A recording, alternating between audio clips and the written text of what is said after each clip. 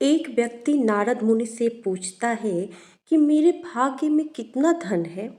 नारद मुनि कहते हैं कि कल मैं विष्णु भगवान से पूछ के बताऊंगा, ठीक है।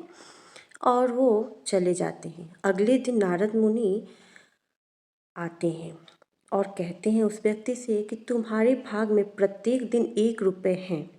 वो व्यक्ति खुश हो जाता है। क्यों? क्योंकि उसकी ज़रूरत 1 रुपये की ही थी। 1 रुपये में उसकी सारी ज़रूरत पूरी हो जा रही थी। और इस प्रकार से वो प्रत्येक दिन 1 रुपये कमाता और खुश रहता, प्रसन्न रहता, आनंद में रहता, मज़े से रहता।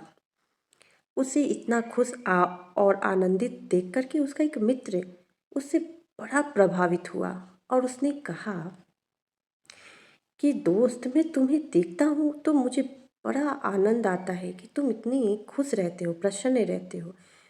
मैं चाहता हूँ कि मैं अपनी बहन की शादी तुमसे करा दूँ। वो कहता है कि देखो, मेरी कमाई 1 रुपये है। तुम ठीक से सोच लो, क्योंकि तुम्हारी बहन 1 रुपये में गुजारा नहीं कर पाएगी।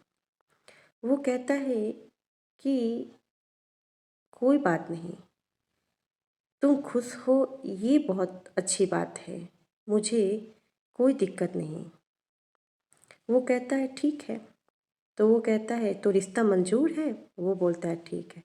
फिर रिश्ता पक्का हो जाता है। अगले दिन से जब वो कमाने जाता है तो उसे 11 रुपये की कमाई होती है। जब वो 11 रुपये कमाता है तो वो नारद मुनि के पास जाता है और पूछता है कि मुनिवर, ये क्या हुआ? आपने तो कहा था मेरी कमाई प्रत्येक दिन 1 रुपये होगी, फिर मैं 11 रुपये कैसे कमा रहा हूँ? नारद मुनि कहते हैं क्या तुम्हारा रिश्ता कहीं जुड़ा है? वो नारद मुनि से कहता है कि हाँ, कल ही मेरी सगाई हुई है। नारद मुनि कहते हैं कि ये 10 रुपये तुम्हें उसके ही भाग्य से मिल रहा है, इसलिए तुम इन पैसों को जोड़ना शुरू कर दो, ये तुम्हारे विवाह में काम आएंगे। वो खुश हो जाता है और ऐसा ही करता है। कुछ दिनों बाद उसकी शादी हो जाती है और वो खुशी खुशी जीवन जीने लगता है। बाद में जब उसकी पत्नी गर्भवती होती है और वो काम पे जाता है तो उसे उस दिन 31 रुपये की कमाई होती है। अब वो घबरा जाता है और नारद मुनि से कहता है कि मुनिवर, आज मुझे 31 रुपये की कमाई हुई, ऐसा क्यों हुआ? क्या मुझसे कोई अपराध हो गया या कोई त्रुटि तो नहीं हो गई? आपने तो कहा था कि 11 रुपये की कमाई होगी, 10 रुपये की जो है वो मेरी पत्नी के भाग्य से आ रहा है, अब ये पैसे मुझे अधिक क्यों मिल रहे हैं? नारद मुनि कहते हैं घबराने की बात नहीं है, ये 20 रुपये अधिक तुम्हें तुम्हारे होने वाले बच्चे के भाग्य से आ रहा है। ये पैसा उसी के भाग्य का है। ऐसा बोल के नारद मुनि चले जाते हैं। तब उसे समझ में आता है कि ये बात है।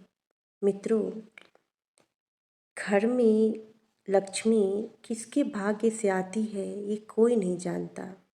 कमाने वाले को लगता है कि हम कर रहे हैं, मैं बना रहा हूँ, मैं कमा रहा हूँ, मैं खिला रहा हूँ, मैं ऐसा कर रहा हूँ।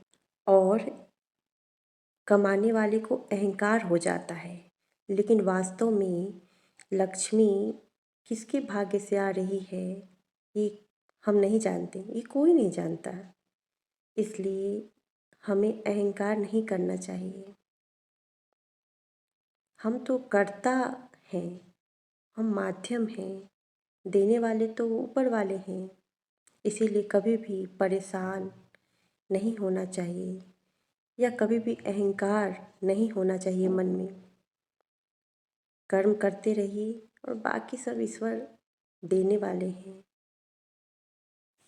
राधे राधे, जय श्री कृष्ण।